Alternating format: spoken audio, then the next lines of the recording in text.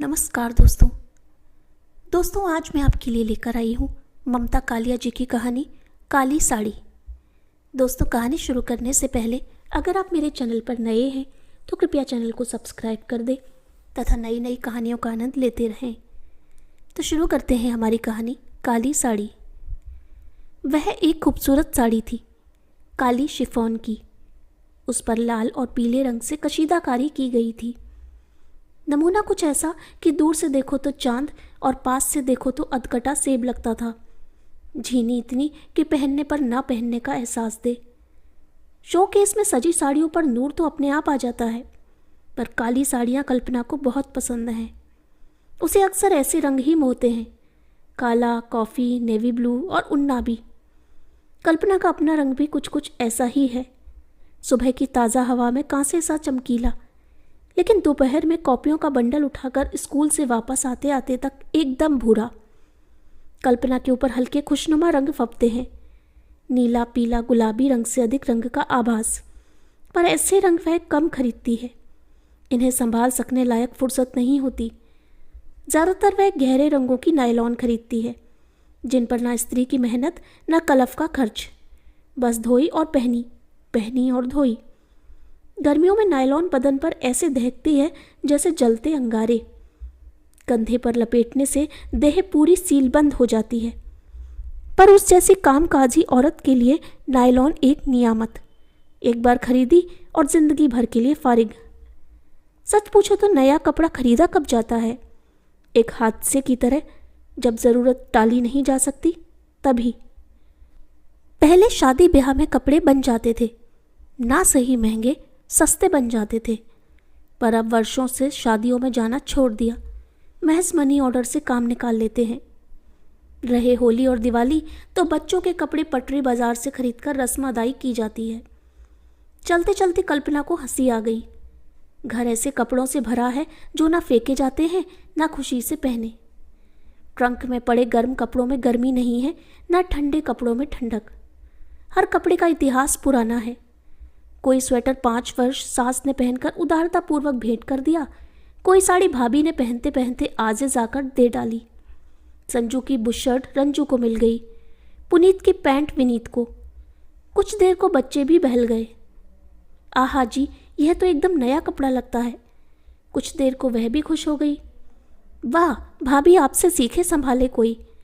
10 साल पुरानी साड़ी ऐसी लगती है जैसे कल खरीदी हो। खानदान में उसकी शोहरत नायलॉन आंटी के नाम से कुछ ऐसी फैली कि कई खानदानी साड़ियाँ उसे विरासत में मिलती गईं। मकान का किराया, बिजली का खर्च, बच्चों की फीस, रिक्शे का भाड़ा, दूध के दाम देते देते तक वेतन का लिफाफा राम नाम सत्य है बोल पड़ता, और कल्पना चुपचाप अपना ध्यान आध्यात्मिक संतोष में लगाने का प्रयत्न करती। विनोद रोजमर्रा की गाड़ी हाँकता, जिसकी राह में छोटे छोटे गड्ढे पड़ते रहते। राशन, गैस, किताबें और कभी कभी भारी खड्ड, मेहमान, रिश्तेदार, बीमारी। पर पसंद तो पसंद है। वह बाजार से गुजरती है पैदल प्रतिदिन। आंख बंद करके तो चला नहीं जाता। रोज़ाना चीज़ें पसंद आती रहती हैं, भूलती रहती है। अक्सर उसे कोई ऐसी चीज़ पसंद आ जाती है जिसकी या तो कोई उपयोगिता ना हो या संगति। कितनी अच्छी बात है, पर्स अक्सर खाली रहता है, अन्यथा घर अलाबला से भर जाता। नहीं, वह गलत कह रही है। पर्स तो इस कदर भरा रहता है कि कई बार जिप भी ठीक से बंद नहीं हो पाती। पर उसमें रहते हैं 2-1 मटमैले रुमाल, सड़ियल सा एक पेन, जूड़े के कांटे, मीठी सुपारी की छोटी सी डिबिया, कॉलेज के लॉकर की चाबियाँ, साइंस की 9वीं कक्षा की पाठ्य पुस्तकें, डायरी और एक छोटी डिक्शनरी। चौक तक पहुँचते पहुँचते पर्स की दौलत में इजाफा हो जाता। 2 मरियल से नींबू या पाव भर भिंडी उसमें जुड़ जाते। लेकिन इस साड़ी पर से आंख हटाए नहीं हट रही थी। वह देर तक नदीदी नज़र से उसे देखती रही। फिर उसने अपना चिर परिचित लटका अपने असमर्थ लटकते पर्स में से निकाला। चलो चलो आगे बढ़ो, तुम्हें तो ये कतई सूट नहीं करेगी, कार्टून लगोगी। चिलचिलाती धूप में स्कूल की धूल भरी इमारत में इस नफीस शिफॉन का क्या काम? शहर के टुटहा रिक्शों में पहले दिन ही खोंच लग जाएगी। जो बच्चे ज़रा जोर से खींच देंगे तो चिरती चली जाएगी। अपनी ज़िंदगी की रोज़ाना दौड़ भाग देखी है। 50 चक्कर ऊपर, 50 चक्कर नीचे, 5 चक्कर बाजार, 2 चक्कर स्कूल। ऐसी बामशक्कत जिंदगी में तो बस लोहे की चप्पलें, टाट की धोतियाँ और गाढ़े का ब्लाउज चल सकता है। फिर मान लो किसी तरह हौसला करके वह साड़ी खरीद भी ले तो काला ब्लाउज तो घिसकर स्लेटी हो चुका है। वही हमेशा का रोना, जब साड़ी खरीदी तो बजट फेल, फिर ब्लाउज बनवाने वाला खुशनसीब महीना आता ही नहीं। आखिर इंतज़ार का दम टूट जाता है और चलो भाई निकालो सफ़ेद ब्लाउज और पहन डालो कोई भी साड़ी, हरी, उन्नाबी, नीली, पीली, छपी, सादी या बॉर्डर लगी। कैसी हड़बड़ी में वह तैयार हुआ करती है। पाउडर लिपस्टिक की बात छोड़ो, सिंदूर डालने तक का नियम तो निभ नहीं पाता। घड़ी कभी लगा ली, कभी नहीं लगाई, जूड़ा कभी बनाया, नहीं तो ऊपर ऊपर बालों में कंघी फिराकर रबड़ बैंड से कस लिए। कैसी दिली तमन्ना थी उसकी कि शादी के बाद हमेशा बनी ठनी घूमने निकला करेगी, घंटों शीशे के सामने श्रृंगार किया करेगी। तब उसने कब सोचा था कि ये छोटी छोटी ख्वाहिशें भी मृत तृष्णा बन जाएंगी। काली साड़ी देखने के बाद उसे अपनी तमाम गोरी सहेलियां याद आईं जिन पर वह फप सकती थी। उफ, फिर ख्वाहिशें, कितनी ख्वाहिशें होती हैं। एक बार दिल खोलकर अपनी सब सखियों पर उपहार लुटाने की, उत्सव पर की प्रतीक्षा किए बगैर वह एक दिन उन्मुक्त खिलखिलाना चाहती है। अपनी सखियों के साथ चिलचिलाती धूप में वह स्कूल की बजाय पिक्चर जाना चाहती है। बेमतलब तू तड़ाक गप्पे मारना चाहती है जिनमें नाम के पीछे ये जी की दुम ना लटके। यह साड़ी उज्ज्वला पर कितनी खूबसूरत लगेगी, जैसे ताजमहल पर स्याह नकाब। उसने दुकान में जाकर दाम पूछे, काफ़ी हिमाकत भरे थे। उसने कई तरह से जोड़ तोड़ बैठाया। इसके आधे पैसे उसने एक गोल डिबिया में छिपाकर साड़ियों के पीछे अलमारी में रखे हुए हैं। बाकी पैसों का इंतज़ाम विनोद कहीं ना कहीं से कर ही देगा। यूँ आमतौर पर कल्पना को अपनी डिबिया से पैसे निकालना पसंद नहीं, पर इस साड़ी पर दिल कुर्बान, डिबिया कुर्बान। ये पैसे बड़ी जीवट की कमाई है। ये पैसे उसने घर में ब्लैक मार्केटिंग कर करके जोड़े हैं। जैसे साबुन आया 11 रुपये 40 पैसे का, मसाले 9.80 और चाय पत्ती 6.25 की। उसने घर आकर हाथ झाड़कर विनोद के सामने बिसूर दिया, तुमने 30 रुपये दिए थे, 1 पैसा नहीं बचा, बल्कि एक दुकान पर अठन्नी उधार करके आई हूँ। चलो हो गए 2.5 रुपये अंदर। फिर डिब्बे, बोतल, रद्दी अखबार की बिक्री पर उसका शाश्वत अधिकार है, वह भी अंदर। कभी कभार विनोद की जेबें टटोलकर कुछ ना कुछ झाड़ ही लेती है। ये सब पैसे वह उस प्लास्टिक की गोल डिबिया में डाल देती है। यह उसकी ऊपरी कमाई है। इस डिबिया पर वह जान छिड़कती है। उसे पता है उसकी कई सहेलियां साड़ी की परतों में नोट छिपाकर रखती हैं, पर रेजगारी तो परतों में दबाई नहीं जा सकती। साड़ी खींचते ही छन्ने से गिरेगी। जग हंसाई अलग। वेतन मिलने पर बड़े हल्के नामालूम ढंग से वह इस रेजगारी के नोट बनाती है। यह काम शनिवार की दोपहर में किया जाता है, जब विनोद फैक्ट्री में होता है और बच्चे स्कूल में। कल्पना के स्कूल में शनिवार को आधे दिन के बाद छुट्टी हो जाती है। वह तमाम खुफिया काम बच्चों के आने के पहले ही निपटा देती है और एक नए आत्मविश्वास से भरी परिवार का सामना करती है। उसे लगता है इस डिबिया में उसकी आत्मा रखती है, उसकी संजीवनी शक्ति। उसे लगता है जब तक इस डिबिया में रुपए हैं वह किसी से भी लोहा ले सकती है। इसमें बहुत नहीं तो 85 रुपये होंगे, पर इन पर उसे एतबार है। घर की मझदार में ये पैसे पतवार हैं। लालच और कंजूसी पर विजय पा उसने तय कर लिया वह घर जाकर पैसों का इंतजाम करेगी और आकर अपनी उज्ज्वला के लिए यह साड़ी खरीद लेगी। कौन बड़ी बात है। उसके नाना भी बड़े शाहदिल इंसान थे। बात की बात में छिद्दू अहीर को चांदी की लुटिया दे डाली। उसके मामा पश्चिमी बाग में अपना सब कुछ लुटाए थे। कभी सरकार से क्लेम में एक कौड़ी न मांगी। अपने बूते पर व्यापार किया और बड़े आदमी बन गए। उसके भैया कितनों को खिलाकर खाते हैं। रात दिन कारखाने में घर भर मशीन चलती है। मित्रता के आगे पैसे क्या चीज़ है, तुच्छ तुच्छ। घर में छोटी छोटी दुर्घटनाएं हुई जिनसे वह बेदाग बची। साबुन खत्म था, दूध वाला पैसे लेने खुद आ धमका। बच्चे की इंग्लिश रीडर खो गई थी, तत्काल खरीदी गई। इस सब का सामना विनोद ने बड़ी दिलेरी से किया, बिना त्योरी या तेवर के। कल्पना कृत्य हो गई। निसंदेह उसे प्रथम कोटि का पति मिला है। औसत पतियों की तरह खर्च करते समय ना वह झीकता है ना झल्लाता है। परिवार के सामने अपनी ज़रूरतों को नगण्य समझता है। उसके कितने ही दोस्त पान सिगरेट में भग भग नोट फूकते हैं, वह इन सब की ओर ताकता भी नहीं। चटाक, मेहरी के हाथ से शीशे का गिलास टूट गया। कल्पना दंदनाती हुई रसोई में घुस गई। मालकिन पना साबित करने का बेहतरीन मौका। विनोद छत पर बैठा उपन्यास पढ़ रहा था। ऐसे में मेहरी को बहुत ज़्यादा धमकाया नहीं जा सकता। कल्पना ने पैसे के महत्व पर एक बड़ा ही सारगर्भित भाषण दिया। फिर उसने अपनी पिछली महानताओं का वर्णन किया, जब मेहरी ने पूर्व वर्षों में शीशे के बर्तन तोड़े थे और कल्पना ने उसकी तनख्वाह में से पैसे नहीं काटे। इस पूरी वक्तता के दौरान मेहरी एक बार भी ना बमकी न बड़बड़ाई। वह मुंह लटकाए काम करती रही। इससे कल्पना को लगा उसके भाषण का मेहरी पर सही असर हुआ है।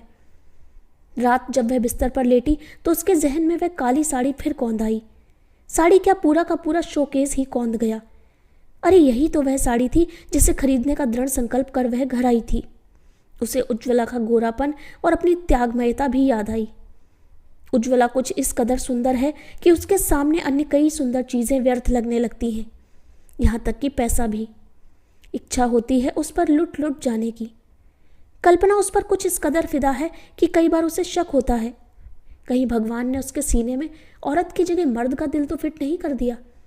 कल्पना को लगा यह उज्ज्वला के रूप का ही कमाल है कि उसका पति हमेशा इतना लुटा हुआ सा मालूम होता है। कल्पना को अपने हृदय की विशालता, मुट्ठी के खुलेपन और फकीराना तबीयत पर सहज ही नाज हुआ।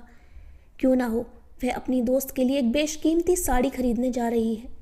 इतनी कीमती साड़ी तो लोग आजकल शादी ब्याह में भी उपहार नहीं देते, बस 11 रुपये लिफाफे में डाल रोनी सूरत बना हाथ में थमा देते हैं।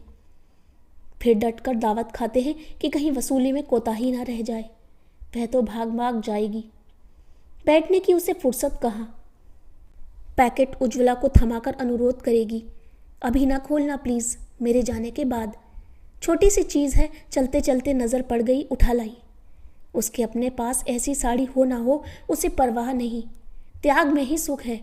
उसने एक नहीं अनेक बार त्याग किया है। कोई सन्यासी भी क्या करेगा। बचपन में हमेशा उतरन पहनी और जूठन खाई।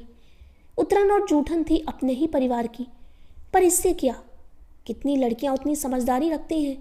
बड़े होने पर गांधी जी का आदर्श अपनाया, सादा जीवन उच्च विचार, और अब नेहरू जी के आदर्श पर जिंदगी जी रही है। आराम हराम है। कई बार उसे लगता है सिद्धांत सब उसके हिस्से पड़े हैं, सुख किसी और के। देखा जाए तो क्या सुख पाया। मर गिरकर एलटी की टीचर बन गई, शादी की फटीचर बन गए, घर के साथ सामान खस्ता हाल। जितने पुराने लोगों के घर अचार मुरब्बे होते होंगे, उतने पुराने कल्पना के घर के पर्दे, गद्दियों के खोल, तौलिए, तुचके हुए पतीले, फ्रेम, उखड़ा आईना, बिना हैंडल की बाल्टियाँ, बौड़म प्याले, तिड़की प्लेटें, टूटे डब्बे और टेढ़ी साबुनदानियाँ। किस पर वह नाज करे, किसको संजोए। कल्पना को ख्याल आया उसकी बहन जब महज 2 साल में मैके आती है तो एक न एक नया सोने का गहना उसके गले या कलाइयों में चमचमाता रहता है। उसके बच्चे एक से एक फैशनदार कपड़े पहनते हैं। बहन बमुश्किल 4 दिन मैके रहती है, पर उसकी विजय दुदुम्बी सारे साल बजती रहती है। वह आते ही अपने वापसी का फर्स्ट क्लास में रिजर्वेशन करा लेती है और 10-20 रुपये छोटे भाई बहनों पर खर्च कर डालती है। एक कल्पना है कि छुट्टियां शुरू होते ही हर साल अपने बच्चों को लेकर माँ के घर पहुंच जाती है, फिर अनक्लेम्ड बिल्टी की तरह वहाँ पड़ी रहती है जब तक विनोद दौड़ धूप कर उसकी वापसी के लिए रुपयों का मनी ऑर्डर नहीं भेज देता। पैसा पैसा अपने छोटे भाई बहनों से बचाती, बच्चे को तसल्ली और तमीज़ सिखाती। वह बांदा की बदतमीज़ गर्मी में पड़ी भुनती रहती है। छुट्टी के बाद जब स्कूल खुलता है और टीचरें आपस में पूछती हैं तुम कहीं बाहर गई थी, तो सगर्व कहती हाँ माँ के यहाँ गए थे, वहाँ से देवधर चले गए, बड़ी ठंडक में छुट्टियाँ गुजारी। यही सब सोचते सोचते नींद उड़ गई जैसे डाल से पंछी। पास पड़ी चारपाइयों में से एक पर उसके दोनों बच्चे सो रहे थे। बांध ढीली होने के कारण दोनों ही बीचों बीच खिसक आए थे। उनकी टांगें बाहें कुछ इस तरह क्रॉस कर रही थी मानो वे गुत्थम गुत्था हों। उनकी इस कदर निश्चलता से कल्पना का मन अनायास घबरा गया। उसने अपनी चारपाई से सरक कर आगे बढ़कर दोनों को बारी बारी से चूम लिया। ना जाने उसे क्या होता जा रहा है। ना बच्चों की चंचलता बर्दाश्त होती है, ना निश्चलता। मन तुरंत गड़बड़ा जाता है जैसे आंधी में साइकिल। दोनों किस कदर दुबले पीले थके और बेचारे लग रहे थे। वर्षों से उन्हें कोई टॉनिक नहीं दिया गया था। 10 से 4 तक कल्पना के बाहर रहने के कारण बच्चों की खाने संबंधी आदतें भी बेहद बिगड़ गई हैं। भूख लगते ही वे टॉफ़ी खा लेते हैं या आइसक्रीम या चूरन और फिर खेल में लग जाते हैं। स्टाफ रूम में आई पत्रिकाओं से कल्पना अक्सर व्यंजन विधियाँ पढ़ती रहती है। कई बार वह यह तय करती है कि आज कुछ स्पेशल बनाएगी, पर आज तक उसमें से एक भी व्यंजन वह आजमा नहीं पाई। वे तरीके इतने पेचीदा होते हैं कि 2-3 घंटे उनमें लग जाना आसान बात है। ये महंगे व्यंजन तो उन घरों के चोचले हैं जहाँ औरतें पलंग पर पड़ी पड़ी बोर होती रहती हैं और छठे समाज से कभी रसोई का रुख करती हैं। वे औरतें अपना वजन घटाने के लिए क्लिनिक में जाती हैं और सुबह शाम गोलियां खाती हैं। 2 वक्त की दाल रोटी बनाने के बाद कल्पना तो इतनी थक जाती है कि हाड़ हाड़ दुखता है। उस पर कॉपियां, रजिस्टर वर्क, फीस वसूली जैसे अतिरिक्त सिरदर्द। कॉलेज के दिनों की उसकी सहेली नरेंद्र कौर अक्सर उससे कहती, कल्पना क्या छड़ी सी दे पाई है यार, चर्बी का कहीं नामो निशान नहीं। वह खुद बड़ी गुलगुली गोल मटोल थी, व्यापारी बाप की बेटी, असली घी के पराठे और लस्सी पर पली। तब कल्पना ने उससे कहा था, नरेंद्र क्या तूने कभी मजदूरनों को मोटी देखा है? वे तो छड़ी पैदा होती हैं और छड़ी मर जाती हैं। विनोद ने करवट ली और गहरी नींद में सो गया। करवट के साथ साथ उसने बिस्तर की चादर भी ओढ़ ली। पुरानी आदत। कल्पना लाख उसके पैताने दूसरी चादर रख दे, पर वह वही ओढ़ लेता है, बिछाने वाली। पूरे चांद की चांदनी आइसक्रीम की तरह विनोद के बालों पर पड़ रही थी। खुश्क स्याह बाल, रेशम से मुलायम। कल्पना ने विनोद से अक्सर कहा है, 2 ही चीज़ें मुलायम हैं, तुम्हारे पास दिल और बाल, वरना सारा व्यक्तित्व फौलाद का। इसका उल्टा होता तो तुम्हारा काम चल जाता। विनोद ने एक बार पूछा। कल्पना का मन भीग गया। विनोद सच कितना अच्छा है, हसरत और हौसले से भरा। किस कदर उसकी परवाह करता है, न कहीं डांट डपट, न कभी शक शुबहा। कल्पना थकी हो तो पाव रोटी खाकर सब्र कर लेता है, और उबी हो तो उसे और बच्चों को लेकर ढाबे में खाना खा आता है। उसका ज़रा मूड बिगड़े तो कैसे बेचैन हो जाता है। यह उसका प्यार ही है जिसके सरूर में कल्पना इस जाले लगे रोगन मिटे दिन दिन ढहते मकान में अक्सर रानी महारानी की तरह महसूस करती है, मलकाए मोहब्बत। वरना और औरतों को देखो, मिसेस गुप्ता के चेहरे पर मनहूसियत बरसती है। जितना वेतन उतने का श्रृंगार का सामान खरीदती है, पर गर्दन उठाकर बात नहीं कर सकती। सारा शहर जानता है उनके पति मिसेस कश्यप के दत्तक पति बने हुए हैं। रात रात वहाँ पड़े रहते हैं। मिसेस मित्तल सारा दिन लड़कियों पर खींचती विपरती रहती हैं। उनके पति अपने वेतन में से एक भी पैसा खर्च नहीं करना चाहते। अपनी अलमारी में ताला डाल चाबी जनेऊ में बांधकर सोते हैं। Mrs Karnik, Mrs Verma, Mrs Thakur सबकी सब पति की तंगदिली का रोनर होती हैं। दरअसल इन स्त्रियों के लिए इनका जीवन मात्र धन बनकर रह गया है, जबकि कल्पना के लिए वह जीवन है। यह कूड़मगर्स औरतें नहीं जानती कि मात्र लेने से संबंध का निर्वाह नहीं होता, संबंधों को बहुत कुछ देना भी पड़ता है। फिलहाल उसे यह काली साड़ी उज्ज्वला को देनी है। कल ही वह क्षण कितना विलक्षण होगा। हो सकता है उस समय आसमान से पुष्प वर्षा हो, या हो सकता है खुशी के मारे उज्ज्वला की आंखों से आंसू आ जाएं। उज्ज्वला प्रायः ऐसी साड़ी नहीं पहनती, वह सफ़ेद पहनती है, यहाँ तक कि चप्पलें भी। फिर भी वह इतनी शोख लगती है कि सारा शहर उस पर फिदा है, यहाँ तक कि विनोद भी। पर विनोद जो भी काम करता है सब पत्नी करता है, मोहब्बत भी। कल्पना और विनोद दोनों उज्ज्वला के दीवाने हैं। सुबह स्कूल जाते जाते कल्पना ने अपना नेक इरादा विनोद को बताया।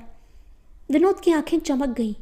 इतना अच्छा प्रस्ताव, नई बातें उसे हमेशा आदित करती हैं। वह साड़ी तुम आज ही ले लो, देर करने से हाथ से ना निकल जाए। क्या, लड़की या साड़ी? कल्पना ने कहा और दोनों ठठाकर हंस पड़े। बोनस के कुछ रुपए बचे होंगे। ऐसा करते हैं, आज दोपहर में तुम्हारे स्कूल आ जाता हूँ, वहीं से कला केंद्र चलकर साड़ी खरीद लेंगे, कम पड़े तो चेक दे देंगे। कल्पना का मन उमंग से इठला गया। खुश खुश वह स्कूल के लिए चल दी। विनोद इसी प्रकार उसे बढ़ावा देता है, जिंदगी के धक्कों मुक्कों से बचाता है। वह उसका संकट मोचन है, उसका शॉक एब्जॉर्वर। साड़ी आ जाएगी, डिबिया को हाथ भी नहीं लगाना पड़ेगा, वह वहीं पड़ी रहेगी, अलमारी में बंद इन्हें गिने तिलिस्मों की तरह।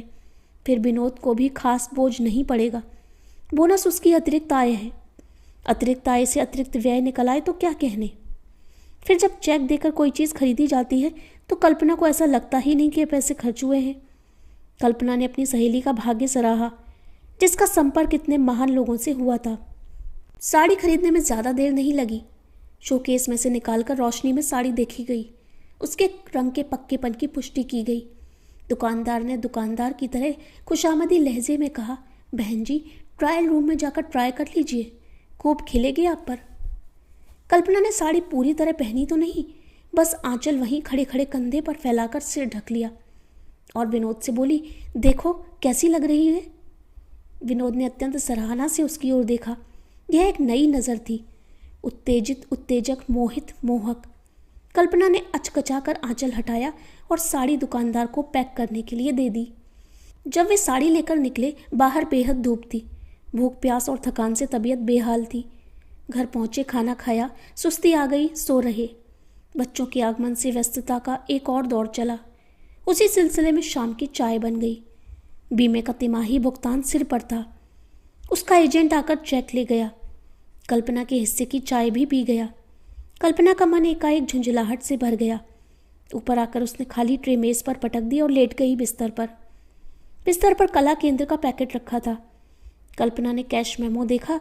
उसे लगा कपड़े बेवजह बहुत महंगे होते जा रहे हैं। कुछ साल पहले 50 रुपये में बढ़िया साड़ी आ जाती थी। अब 100 का नोट स्वाहा किए बिना कुछ होता ही नहीं।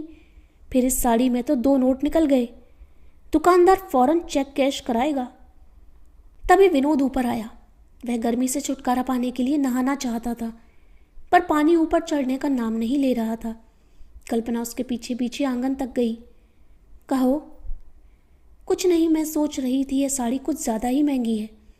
तुम्हारी पसंद है। हाँ, लेकिन इतनी बड़ी चीज़ किसी को बेवजह देना मन को कुछ ठुकता नहीं। यह तो उस समय सोचना चाहिए था। तुमने पे किया है, तुम्हें नहीं सोचना चाहिए था क्या? तुम्हारी हुक्म उदूली करने का जोखिम मैं क्यों लेता? अच्छा, अपने बोनस में हमें क्या दिलाओगे? बोनस तो खत्म। सब कल्पना का मूड उखड़ गया। इस बार बोनस का तो पता ही नहीं चला। कौन रोज रोज मिलता है? इसी के लिए तुम धरना देते हो, हड़ताल करते हो, साल भर मंसूबे बांधते हो। बोनस मिलेगा तो कूलर खरीदेंगे, बोनस मिलेगा तो गैस खरीदेंगे, बोनस मिलेगा तो। मेरी तो अभी बनियानें भी नहीं आ पाई और बोनस खत्म हो गया। मैं तो किसी से शिकायत नहीं करता। घर खर्च जोड़ा गया तो पता चला एक नहीं 2-2 बोनस भी सारी ज़रूरतें पूरी नहीं कर सकते। ऊपर से यह साड़ी। फिर वह साड़ी नहीं खरीदनी चाहिए थी तुम्हें, कल्पना ने कहा। विनोद का पारा चढ़ गया। मैंने खरीदी है? और नहीं तो क्या, मैंने फट से चेक काट कर पकड़ा दिया। देखो कल्पना, मेरे साथ पैंतरे ना बदला करो, मुझे सख्त चिढ़ है इससे। मेरी तो हर बात से चिढ़ है तुम्हें। मेरे आगे हर वक्त रोना ही रोना ले बैठते हो। दूसरों के साथ मिलकर ठहाके लगाए जाते हैं। चेक काट काट कर सामान खरीदा जाता है। कटौती तो बस मेरे लिए ही रह गई है। बेवकूफ़ी की बातें मत करो कल्पना, तुमने ही तो कहा था इंसान अपना विवेक भी इस्तेमाल करता है। क्या तुम्हारी भी इच्छा नहीं थी? मैंने ज़रा सा सुझाव दिया तो ऐसे लपक कर तैयार हो गए जैसे तुम्हारे ही मन की बात हो। अभी मेरे लिए खरीदने की बात होती तो 100 बहाने बनाते।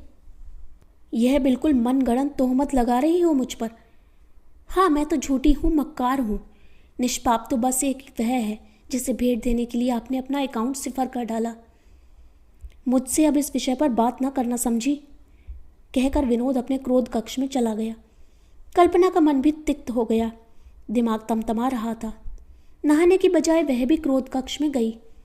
घुसते ही उसने देखा विनोद बिस्तर पर बैठा बड़े गौर से काली साड़ी देख रहा है।